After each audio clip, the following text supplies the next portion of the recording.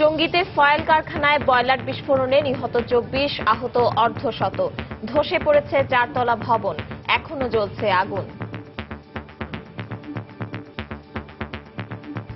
ভিতরে সিফটি চেঞ্জ হওয়ার পরে 50 জনের মতো শ্রমিক ভিতরে ছিল, তারা কেউ বেরিতে পারে না। মানুষজন অনেকগুলো নিয়ে হাসপাতাল পাঠাইছি, আর অনেক লোক মারা গেছে, অনেক লোক চাপা পড়ে আছে। যতক্ষণ পর্যন্ত অগ্নিকাণ্ড আগুন আমরা নিয়ন্ত্রণে আনতে না পারি, পুরোপুরি নিভাতে না পারি, ততক্ষণ আমরা ভিতরে রেস্কিউ কার্যক্রম শুরু করতে পারবো না।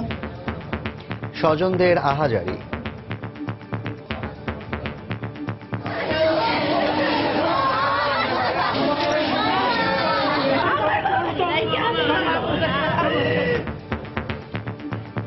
মালিকের বিরুদ্ধে মামলার কথা বললেন স্বরাষ্ট্রমন্ত্রী।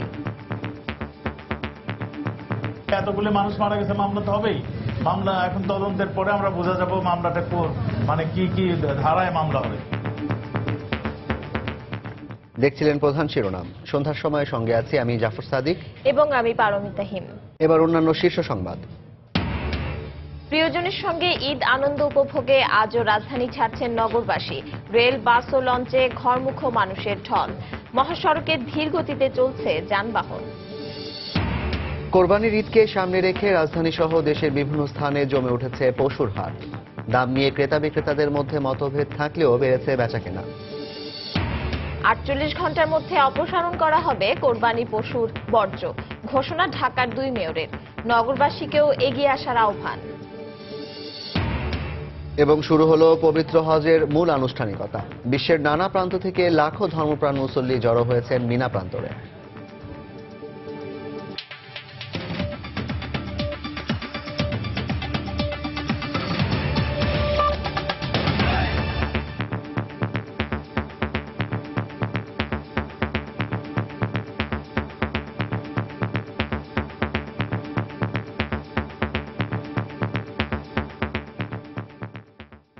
গাজীপুরের টঙ্গীতে একটি ফয়েল কারখানার বয়লার বিস্ফোরণ ও আগুনে নিহত হয়েছেন নারী সহ অন্তত 24 জন। নিহতদের লাশ ঢাকা মেডিকেল কলেজ হাসপাতালের মর্গে রাখা হয়েছে। এই ঘটনায় আহত আরও অর্ধশতাধিক বিভিন্ন হাসপাতালে চিকিৎসা নিচ্ছেন। আগুনে ধসে পড়েছে 4 তলা ভবন। বিস্ফোরণের পর ছড়িয়ে পড়া আগুন নিয়ন্ত্রণে কাজ করছে ফায়ার সার্ভিসের 23টি ইউনিট। টঙ্গী থেকে রিপোর্টার শফিক মোহাম্মদ ও সামিউল মুইদের পাঠানো তথ্য নিয়ে ডেস্ক রিপোর্ট। কথা ছিল শনিবারই হবে ঈদের ছুটি, কিন্তু সেই ছুটি যে চিরদিনের তা কি কেউ জানতো? না, কেউ কিছু জানার আগেই ভোরে বিকট শব্দে কারখানায় বয়লার বিস্ফোরিত হয়। মুহূর্তেই আগুন ছড়িয়ে পড়ে চারপাশে। ভয়াবহ আগুনে ঘটনাস্থলেই মৃত্যু হয় অনেকের, আহত হন অর্ধশতাধিক মানুষ। গ্যাসের লাইনের থেকে আগুনটা মূল লাগছে, লাইগা ভিতরে সিফটি চেঞ্জ হওয়ার পরে 50 জনের মতো শ্রমিক ভিতরে ছিল। মানুষজন অনেকগুলো নিয়ে হাসপাতাল পাঠাইছি, আর অনেক লোক মারা গেছে। আহতদের প্রথমেই নেওয়া হয় টঙ্গী হাসপাতালে। একের পর এক পোড়া মানুষ আর স্বজনদের আহাজারিতে ভারী হয়ে ওঠে হাসপাতালের পরিবেশ। টঙ্গী হাসপাতালে বার্ন ইউনিট না থাকায় গুরুতর দগ্ধদের নেওয়া হয় ঢাকা মেডিকেল কলেজ হাসপাতালে। দুপুরের পর থেকেই আহত ও নিহতদের স্বজনরা এখানে ভিড় করতে থাকেন।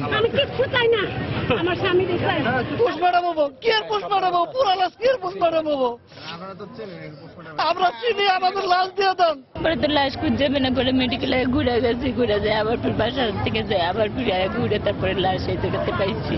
ঢাকা মেডিকেল কর্তৃপক্ষ বলছে আহতদের মধ্যে দুজনের অবস্থা আশঙ্কাজনক।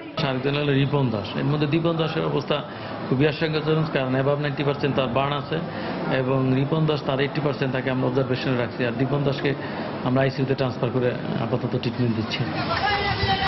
আগুন নিয়ন্ত্রণে আনতে ফায়ার সার্ভিসের 23টি ইউনিট সকালেই কাজ শুরু করে, কিন্তু কারখানায় দাহ্য পদার্থ আর বাতাসের তোড়ে আগুন নেভানোর কাজে বেগ পেতে হয় দমকল কর্মীদের। এখানে নিচে কিছু কেমিক্যালেরও মজুদ থাকতে পারে, আমরা সঠিকভাবে এটা বলা যাচ্ছে না, কারণ এখানে যেহেতু ভোরে ঘটনাটি ঘটেছে। বিকেলের দিকে ঘটনাস্থল পরিদর্শন করেন স্বরাষ্ট্রমন্ত্রী। দায়ীদের বিরুদ্ধে ব্যবস্থা নেওয়ার আশ্বাস দেন তিনি। এই ধরনের রাসায়নিক কেমিক্যাল যারা রাখেন, ব্যবহার করেন, তা আমরা সবসময় বলে আসছি তারা যেন বিশেষ উদ্যোগ গ্রহণ করেন এবং বিশেষ ব্যবস্থা রাখেন। এতগুলো মানুষ মারা গেছে, মামলা তো হবেই। মামলা এখন তদন্তের পরে আমরা বোঝা যাবো মামলাটা মানে কি কি ধারায় মামলা হবে। এ ঘটনায় অতিরিক্ত জেলা প্রশাসককে প্রধান করে 5 সদস্যের তদন্ত কমিটি গঠন করা হয়েছে। নিহতদের প্রত্যেকের পরিবারকে শ্রমিক কল্যাণ তহবিল থেকে 2 লাখ এবং জেলা প্রশাসনের পক্ষ থেকে 20,000 কোটি টাকা অনুদানের ঘোষণা দেওয়া হয়েছে। একই সঙ্গে আহতদের চিকিৎসা ব্যয় বহনের ঘোষণা দিয়েছে শ্রম মন্ত্রণালয়। আতিকুর রহমান তমাল, সময় সংবাদ, ঢাকা। দর্শক, এই মুহূর্তে টঙ্গীর ঘটনাস্থলে আছেন আমাদের সহকর্মী শফিক মোহাম্মদ। সরাসরি চলে যাচ্ছি তার কাছে। শফিক, আপনার কাছে নতুন কি তথ্য আছে? 7টা পর্যন্ত একেবারে কাটা ধরে কিন্তু 13 ঘন্টা অতিবাহিত হয়েছে। সকাল 6টায় যে টঙ্গীর এই যে শিল্পাঞ্চলে একটি ফয়েল ফ্যাক্টরিতে যে আগুন লাগার ঘটনা ঘটে, তারপরে এই যে 13 ঘন্টা অতিবাহিত হয়েছে, এখন পর্যন্ত কিন্তু আগুন বলা যায় নিয়ন্ত্রিতভাবে এখন পর্যন্ত আগুন জ্বলছে। আপনি দেখছেন ফ্যাক্টরির পেছনে, আপনারা দেখতেই পাচ্ছেন যে আগুন কিন্তু এখনো জ্বলছে। আগুন পুরোপুরি নিয়ন্ত্রণে আসেনি। যেহেতু আমি সকাল থেকেই যে কথাটি বলেছি যে এখানে কিন্তু একটা ফুয়েল ফ্যাক্টরি, এখানে বিভিন্ন রকমের প্লাস্টিকের প্যাকেট তৈরি করা হতো এবং সেই প্যাকেটের যে আগুন এবং সেই আগুনটাই কিন্তু এখনো থেমে থেমে জ্বলছে।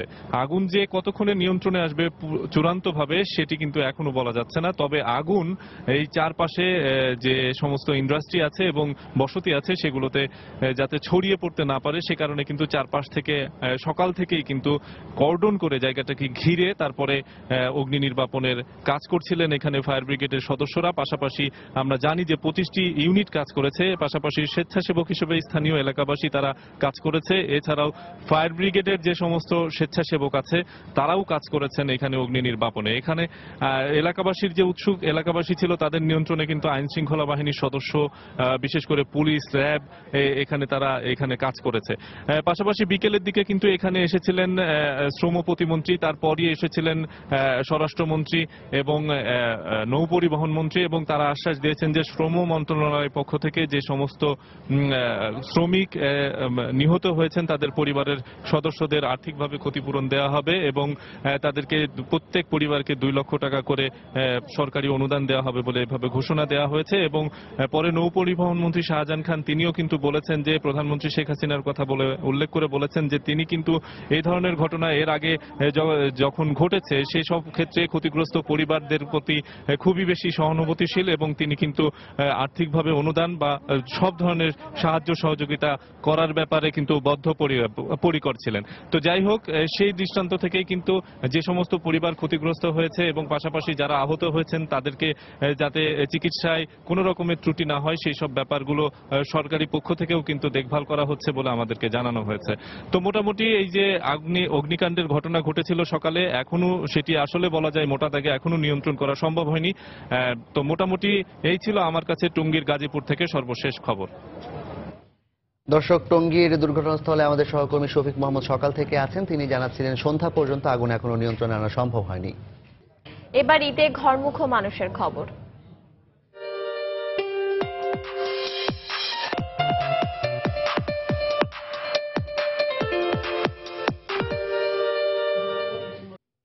প্রিয়জনের সঙ্গে ঈদ উদযাপনে বাড়ি ফিরছেন ঘরমুখ মানুষ। সকাল থেকে বাস, ট্রেন, লঞ্চে যে যেভাবে পারছেন ছুটছেন বাড়ির পানে। কমলাপুর থেকে যাত্রী নিয়ে নির্ধারিত সময়ে ট্রেনগুলো ছেড়ে গেলেও মহাসড়কে যানজটে চরম ভোগান্তি পোহাতে হচ্ছে সড়ক পথের যাত্রীদের। অন্যদিকে বিকেল থেকে বেড়েছে সদরঘাটে নৌপথের যাত্রী চাপ। ঈদের সার্বজনীন আনন্দ পল্লীবাসী স্বজনদের সাথে ভাগ করে নিতে এই মানুষগুলো এভাবেই জীবনের ঝুঁকিকে তুচ্ছ করে ছুটছেন গ্রামের পানে। কর্মক্ষেত্রের ছুটি মিলেছে, ঈদেরও বাকি মাত্র 2 দিন, আর তাই সকাল থেকেই কমলাপুরে নির্ধারিত ট্রেনে চেপে বাড়ি ফিরতে মরিয়া যেন সবাই। নির্ধারিত সময়ের চেয়ে খুব একটা হেরফের না হলেও বেশ কয়েকটি ট্রেন ছেড়েছে কিছুটা দেরিতে। ঠিকঠাক আসন না পেলেও ট্রেনে উঠেই যেন স্বস্তির শেষ নেই ঘরমুখ মানুষগুলোর। 5 মিনিট 10 মিনিট এগুলো লেট করতে করতে এখন এই যে আসছে। খুব স্বস্তির সাথে বাড়ি যেতে পারছি, ফিলিংসটা পুরো রিভার্স এবং অনেক বেশি আনন্দদায়ক। অনেক দিন পরে বাড়ি যাচ্ছি, সবাই সাথে ঈদ করবো, তাই ভালো লাগছে। মোটামুটি শান্তিপূর্ণভাবেই যাচ্ছে, কোনো প্রকার ঝক্কি ঝামেলা নাই। এইভাবে অত্যন্ত পাঠাতে পারলে আমার মনে হয় ঈদটা আমরা ভালোভাবে পার করতে পারবো। তবে মহাসড়কের দীর্ঘ যানজটে সময় মতো বাড়ি পৌঁছানো নিয়ে আশঙ্কায় প্রহর গুনছেন সড়ক পথের যাত্রীরা। তীব্র যানজটের কবলে শুক্রবার রাত থেকে গাড়ির জন্য অপেক্ষা করা যাত্রীদের যেন ভোগান্তির শেষ নেই। নির্ধারিত সময়ের 8 থেকে 10 ঘন্টা পর পর মিলছে গাড়ির দেখা। 9টার সময় এখানে আসছি, কালকে রাত 9টার সময় আমার গাড়ি 11:30টার গাড়ি, আমার এখনো গাড়ি পাচ্ছি না। তাহলে আমরা কি করব? আমরা কোথায় যাব? যাইতে তো অনেক কষ্ট হবে, রাস্তায় অনেক জ্যাম। এখন কখন যে পৌঁছায় এইটাই টেনশন আছে। প্রতি বছরই তো আমরা ভোগান্তির সম্মুখীন হই, এই কারণে আগের থেকে এর একটা ব্যবস্থা নেওয়া উচিত ছিল। এত সব ঝক্কির মাঝেও খানিকটা স্বস্তিতে বাড়ির পথে যাত্রা করেছেন নৌপথের যাত্রীরা। সকাল থেকে দক্ষিণাঞ্চলের বিভিন্ন রুটে ছেড়ে গেছে নির্ধারিত লঞ্চগুলো। তবে বেলা যতই বাড়ছে যাত্রী চাপও ততটাই বাড়ছে বলে জানিয়েছে ঘাট কর্তৃপক্ষ। দেবাশিস রায়, সময় সংবাদ, ঢাকা। দর্শক, ঈদে ঘরমুখী মানুষের খবর জানাতে এই মুহূর্তে রাজধানীর সদরঘাট লঞ্চ টার্মিনালে আছেন রিপোর্টার মাহমুদ রাকিব। আমরা সরাসরি চলে যাচ্ছি তার কাছে। রাকিব, আপনার কাছে কি তথ্য আছে?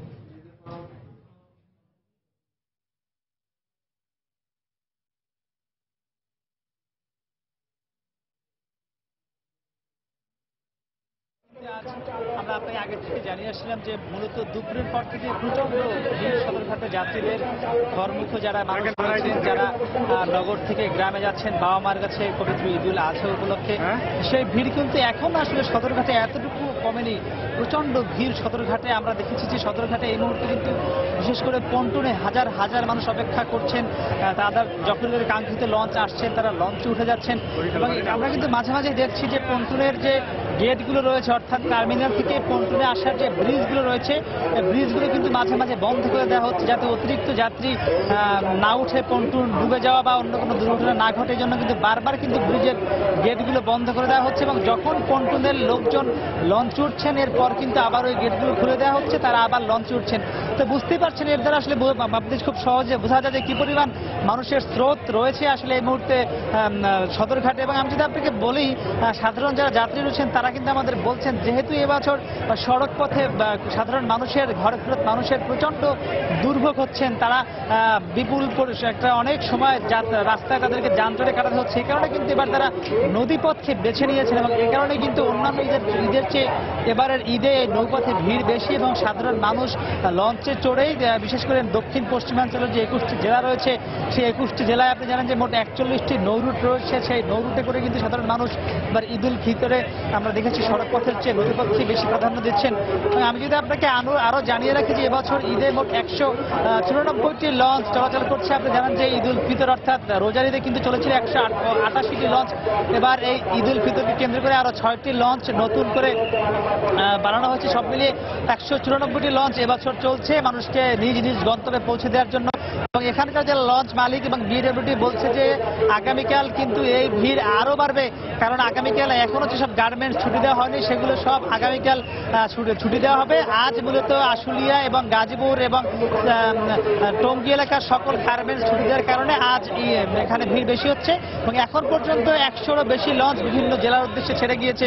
তো যারপর আপনি বুঝতেই পারছেন সদরঘাটে সাধারণ মানুষের যে ঢল, যাত্রীদের স্রোত তা কিন্তু এখন অব্যাহত রয়েছে, তা চলবে হয়তো রাত 9টা নাগাদ। আমার কাছে সদরঘাটে ঈদে ঘরমুখী মানুষের বাড়ি ফেরার যে খবর এই ছিল সবশেষ। জাফর। দর্শক, সদরঘাট লঞ্চ টার্মিনাল থেকে ঈদে ঘরমুখী মানুষের যাত্রার খবর জানাচ্ছিলেন রিপোর্টার মাহমুদ রাকিব। সন্ধ্যার সময় আরো থাকছে। চরম অস্থির দেশের লবণের বাজার। 2 মাসের ব্যবধানে দাম বেড়েছে কয়েক গুণ। কোরবানির চামড়ার ব্যবসায় বড় ধরনের প্রভাব পড়ার আশঙ্কা।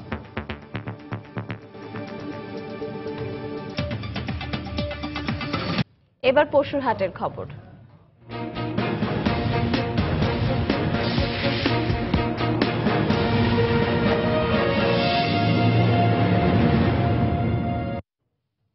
ঈদের বাকি আর মাত্র 2 দিন। এরই মধ্যে সরগরম হয়ে উঠেছে রাজধানীর কোরবানির পশু হাটগুলো। পছন্দমতো পশুর খোঁজে ক্রেতারা ছুটছেন এক হাট থেকে আরেক হাটে। দেশের বিভিন্ন অঞ্চল থেকে এরই মধ্যে বিপুল পরিমাণ গবাদি পশু বিক্রির জন্য রাজধানীর অস্থায়ী পশুর হাটগুলোতে নিয়ে এসেছে বিক্রেতারা। দরদাম ঠিক করে পছন্দমতো পশু কিনছেন ক্রেতারা। তবে গেল বছরের তুলনায় এবার দাম অনেক বেশি বলে অভিযোগ করেছেন ক্রেতারা, তাই অনেকে আছেন দাম কমার অপেক্ষায়। বিক্রেতাদের প্রত্যাশা ঈদের আগের রাত পর্যন্ত হাট জমজমাট থাকবে। দর্শক, এই মুহূর্তে ঢাকার মোহাম্মদপুরের বসিলা পশুর হাটে আছেন আমাদের রিপোর্টার তাফসির বাবু। আমরা সরাসরি চলে যাচ্ছি তার কাছে। আসলে হাট আসলে কয়েকদিন ধরে জমে উঠেছে বলা যায়। আর আজকে আমরা যে হাটটিতে রয়েছে এটি আসলে রাজধানী থেকে মোহাম্মদপুর হয়ে বসিলা ব্রিজ হয়ে কেরানীগঞ্জের দিকে আসতে যে ফাঁকা জায়গাটি রয়েছে সেই বিশাল জায়গা জুড়ে এই হাটটি নতুন করে গড়ে তোলা হয়েছে। বলা যায় ঢাকা শহরের সবচেয়ে বড় হাট এখন এটি। আশেপাশের 14টি হাট মিলে এই হাটটি তৈরি করা হয়েছে। তো এখানে যে গরু রাখা হয়েছে আসলে দেশের উত্তরাঞ্চল সহ বিভিন্ন জেলা থেকে এখানে গরুগুলো এসেছে এবং সবচেয়ে বড় যে 7-8টি গরু এখানে রয়েছে তার মধ্যে 2টি গরু আমরা দেখতে পাচ্ছি, ক্যামেরায় আপনারা হয়তো দেখতে পাচ্ছেন।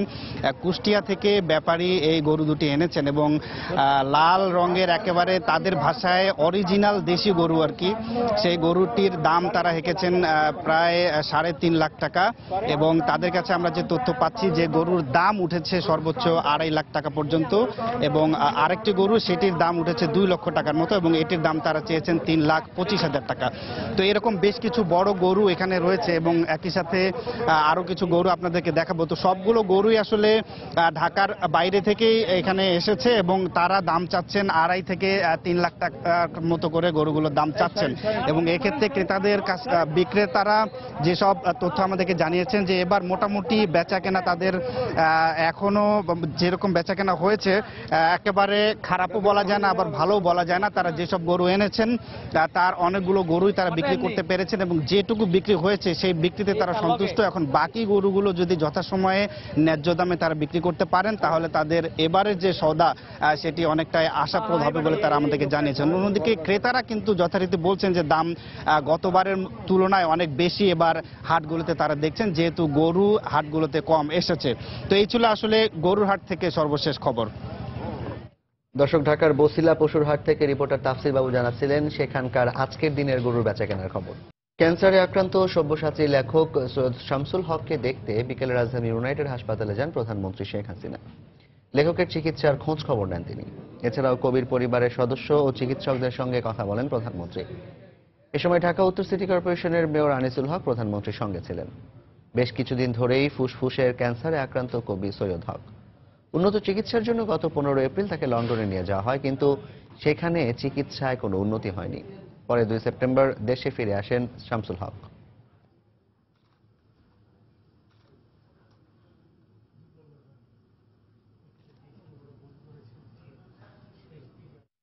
শুরু হয়েছে পবিত্র হজের আনুষ্ঠানিকতা। এরই মধ্যে বিশ্বের বিভিন্ন প্রান্ত থেকে লাখো ধর্মপ্রাণ মুসল্লি জড়ো হয়েছেন মিনা প্রান্তরে। মিনায় রাত্রি যাপন ও কাল ফজরের নামাজ আদায় শেষে ভোরে আরাফাতের ময়দানে জড়ো হবেন মুসল্লিরা। মিনা থেকে স্কাইপে যোগ দিয়েছিলেন আমাদের সৌদি আরব প্রতিনিধি আরিফুর রহমান। আমি এই মুহূর্তে অবস্থান করছি মিনা প্রান্তরে, যেখানে আজ জড়ো হয়েছেন বিশ্বের বিভিন্ন প্রান্ত থেকে আগত প্রায় 20 লাখের অধিক ধর্মপ্রাণ মুসল্লি। এই ধর্মপ্রাণ মুসল্লিরা কাল পর্যন্ত মক্কাতে ছিলেন, যারা আজ ফজরের নামাজের পরপরই রওনা করেছেন মিনার উদ্দেশ্যে এবং মিনাতে এসে উপস্থিত হয়েছেন আজ জোহরের আগেই। আজ এখানে জোহরের নামাজ থেকে শুরু করে আগামীকাল ফজরের নামাজ পর্যন্ত তারা এখানে অবস্থান করবেন, এখানে রাত্রি যাপন করবেন এবং এখানে রাত্রি যাপন শেষে আগামীকাল আরাফাতের ময়দানের উদ্দেশ্যে রওনা করবেন এই মিনা থেকে। মুসল্লিরা যে ভিতরে যে মিনার তাঁবুগুলো আছে আসলে তাঁবুতে অবস্থান নিতে পারতেছেন না, তারা এই ব্রিজের নিচে ছায়া অবস্থান নিয়েছেন। এখানে ভিতরের থেকে এখানে বাইরে একটু প্রশান্তি আছে, একটু বাতাস আছে এবং এই বাতাসে তারা একটু প্রশান্তি অনুভব করছেন এখানে, যার কারণে এখানে ব্রিজের নিচে অবস্থান নিয়েছেন অসংখ্য মুসল্লি। এই ছিল আমার কাছে হজের সবশেষ খবর। মিনা প্রান্ত থেকে আরিফুর রহমান, সময় সংবাদ। সন্ধ্যার সময় আরো থাকছে। গাজীপুরে ট্রাকের ধাক্কায় লেগুনার 6 যাত্রী নিহত। টাঙ্গাইলে বাস ও ট্রাকের মুখোমুখি সংঘর্ষে একই পরিবারের 3 জন সহ নিহত 5। কোরবানির পশুর বর্জ্য 48 ঘন্টার মধ্যে অপসারণ করা হবে বলে জানিয়েছেন ঢাকা উত্তর সিটি কর্পোরেশনের মেয়র আনিসুল হক। সকালে সিটি কর্পোরেশন কার্যালয়ে সংবাদ সম্মেলনে এই কথা জানান তিনি। রাজধানীকে বর্জ্যমুক্ত রাখতে নগরবাসীকে এগিয়ে আসার আহ্বান জানান মেয়র। গতবারের মতো বলছি, 48 ঘন্টার মধ্যে আমরা আশা করছি যে সব এলাকার বর্জ্য মোটামুটিভাবে যথেষ্ট সতর্কতা এবং যথেষ্ট আন্তরিকতার সঙ্গে আমরা পরিষ্কার করে ফেলবো। 3 লক্ষের উপরে হ্যান্ডবিল আমরা দিচ্ছি, তারপর 2 লক্ষের উপরে 2,50,000-এর উপর পলিব্যাগ দিচ্ছি আমরা। ডিএনসিসি তার সর্বশক্তি দিয়ে চেষ্টা করবে ঈদ যেন আপনাদের জন্য সুখকর হয় এবং শহর যেন পরিষ্কার থাকে। এদিকে ধোলাইখালে পশুরহাট পরিদর্শনে এসে ঢাকা দক্ষিণ সিটি কর্পোরেশনের মেয়র সাইদ খোকন জানিয়েছেন, কোরবানির পশুর বর্জ্য পরিষ্কার করতে পুরোপুরি প্রস্তুতি নেওয়া হয়েছে। তিনি জানান, কোরবানির জন্য নির্ধারিত 504টি স্থানে পানি ও ব্লিচিং পাউডার সহ সব ধরনের পরিচ্ছন্নতা সরঞ্জাম পৌঁছে দেওয়া হয়েছে। আমাদের সমস্ত প্রস্তুতি সম্পন্ন হয়েছে, ক্লিনার থেকে নিয়ে শুরু করে আমাদের বর্জ্যের গাড়ি থেকে নিয়ে শুরু করে সমস্ত কিছু। 24টি আপনার পানির গাড়ি থাকবে, যেগুলো দিয়ে আমরা রাস্তাঘাট ধুয়ে মুছে পরিষ্কার করে দেব। ব্লিচিং পাউডার পর্যাপ্ত পরিমাণে ইতিমধ্যে আমরা ডিস্ট্রিবিউট করে দিয়েছি। আমরা নির্দিষ্ট করে দিয়েছি 504টি স্থান, সেখানে আপনার ইমাম সাহেব থেকে নিয়ে শুরু, কসাই থেকে নিয়ে শুরু করে পানির ব্যবস্থা থাকবে, শামিয়ানা টাঙানো থাকবে, সর্ব ধরনের ব্যবস্থা আমরা ইতিমধ্যে নিশ্চিত করেছি। সরকারের খাদ্য বান্ধব কর্মসূচিতে দরিদ্রদের তালিকা তৈরি ও চাল বিতরণ প্রক্রিয়ায় কোনো দুর্নীতি ছাড় দেওয়া হবে না বলে হুঁশিয়ার করেছেন খাদ্যমন্ত্রী অ্যাডভোকেট কামরুল ইসলাম। সকালে কেরানীগঞ্জে খাদ্য বান্ধব কর্মসূচির উদ্বোধনী অনুষ্ঠানে বক্তব্য রাখেন তিনি। সরকারের কর্মসূচি বাস্তবায়নে উপজেলা প্রশাসনের কর্মকর্তাদের সঠিকভাবে দায়িত্ব পালনের আহ্বান জানান মন্ত্রী। এ সময় তিনি মন্তব্য করেন, সরকারের যুগোপযোগী সিদ্ধান্তের কারণে দেশ আজ খাদ্যে স্বয়ংসম্পূর্ণ। অনুষ্ঠানে খাদ্য অধিদপ্তরের মহাপরিচালক বদরুল হাসান, কেরানীগঞ্জ উপজেলার চেয়ারম্যান শাহিন আহমেদ সহ অন্যরা উপস্থিত ছিলেন।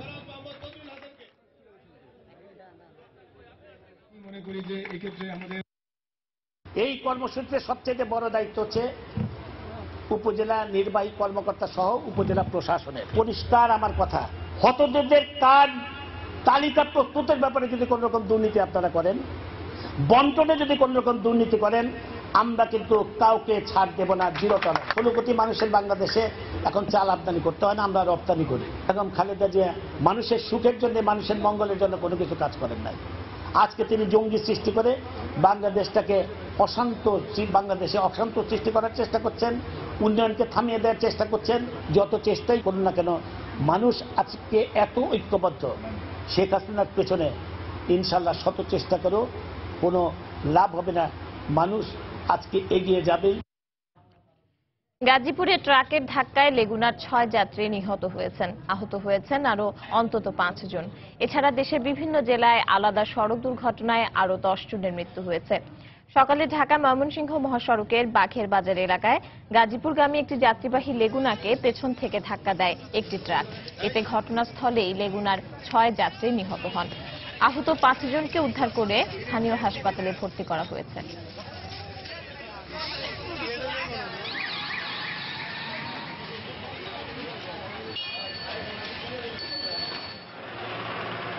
প্রত্যক্ষদর্শীরা জানান, দুপুরে টাঙ্গাইলের সদর উপজেলার কান্দিলা এলাকায় বগুড়াগামী একটি ট্রাকের সঙ্গে বিপরীত দিক থেকে আসা যাত্রীবাহী একটি বাসের মুখোমুখি সংঘর্ষ হয়।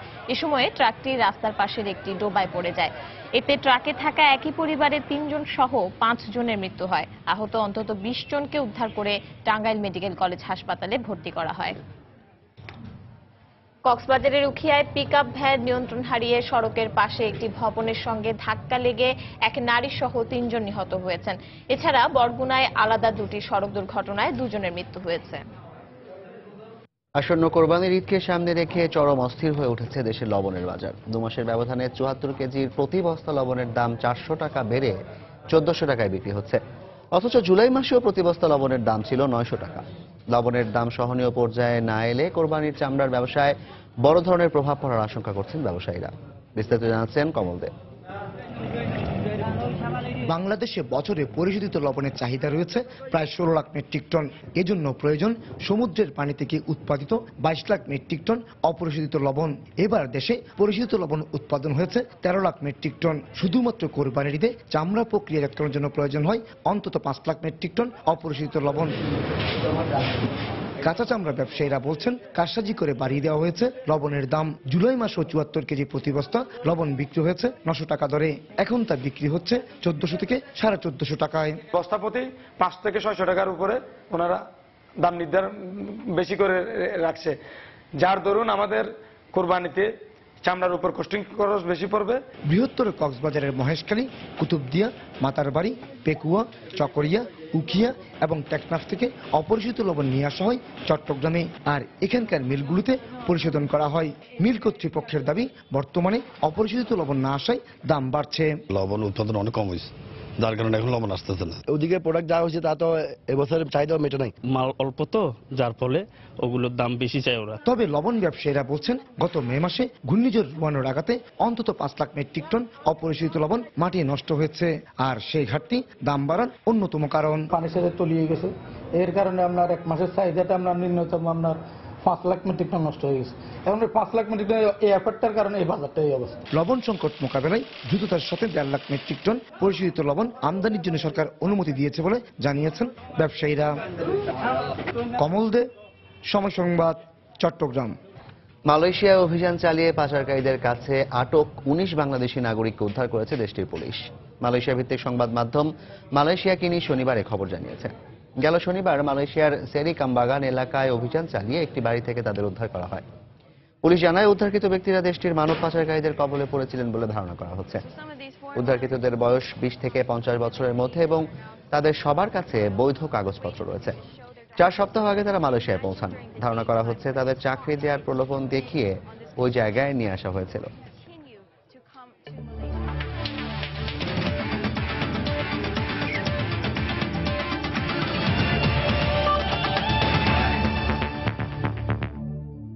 স্প্যানিশ লা লিগায় মাঠে নামবে বর্তমান চ্যাম্পিয়ন বার্সেলোনা। মেসির বার্সার প্রতিপক্ষ অপেক্ষাকৃত দুর্বল দল দেপোর্তিভো আলাভেস। আজ রাত 12:30টায় নিজেদের মাঠ নু ক্যাম্পে আলাভেসকে আতিথ্য দেবে কাতালানরা। এবারে মৌসুমে টানা 2 ম্যাচ জিতে গোল গড়ের ব্যবধানে টেবিলের 2-এ আছে বার্সেলোনা। শিরোপায় চোখ রাখতে প্রতিপক্ষ দুর্বল হলেও সেরা একাদশী মাঠে নামাবেন কোচ লুইস এনরিকে। গেল 3 ম্যাচে নিজেদের মাঠ নু ক্যাম্পে গোল উৎসব করেছে মেসি সুয়ারেজরা। আলাভেসের বিপক্ষে শেষ 3 সাক্ষাতে অপরাজিত কাতালানরা। অন্যদিকে 2000 সালে বার্সেলোনাকে হারানোর স্মৃতি প্রেরণা আলাভেসের। 3 মৌসুম প্রথম বিভাগ থেকে লা লিগায় খেলতে আসা দলটি এবারের আসরের প্রথম 2টি ম্যাচ ড্র করায় বার্সার বিপক্ষে স্বপ্ন দেখছে অঘটনের।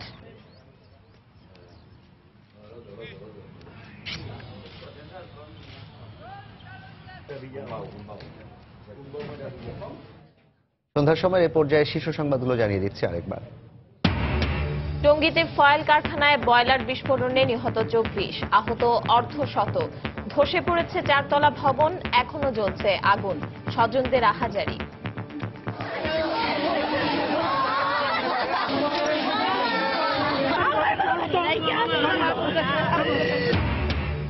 প্রিয়জনের সঙ্গে ঈদ আনন্দ উপভোগে আজও রাজধানী ছাড়ছেন নগরবাসী। রেল, বাস ও লঞ্চে ঘরমুখে মানুষের ঢল, মহাসড়কে ধীরগতিতে চলছে যানবাহন। কোরবানির ঈদকে সামনে রেখে রাজধানী সহ দেশের বিভিন্ন স্থানে জমে উঠেছে পশুর হাট। দাম নিয়ে ক্রেতা বিক্রেতাদের মধ্যে মতভেদ থাকলেও বেড়েছে বেচাকেনা। 48 ঘন্টার মধ্যে অপসারণ করা হবে কোরবানির পশুর বর্জ্য, ঘোষণা ঢাকার 2 মেয়রের। নগরবাসীকেও এগিয়ে আসার আহ্বান। এবং শুরু হলো পবিত্র হজের মূল আনুষ্ঠানিকতা। বিশ্বের নানা প্রান্ত থেকে লাখো ধর্মপ্রাণ মুসল্লি জড়ো হয়েছেন মিনা প্রান্তরে। এই ছিল সন্ধ্যার সময়। যে কোনো খবর পেতে ভিজিট করুন সময়নিউজ.tv। সঙ্গে থাকুন সময়।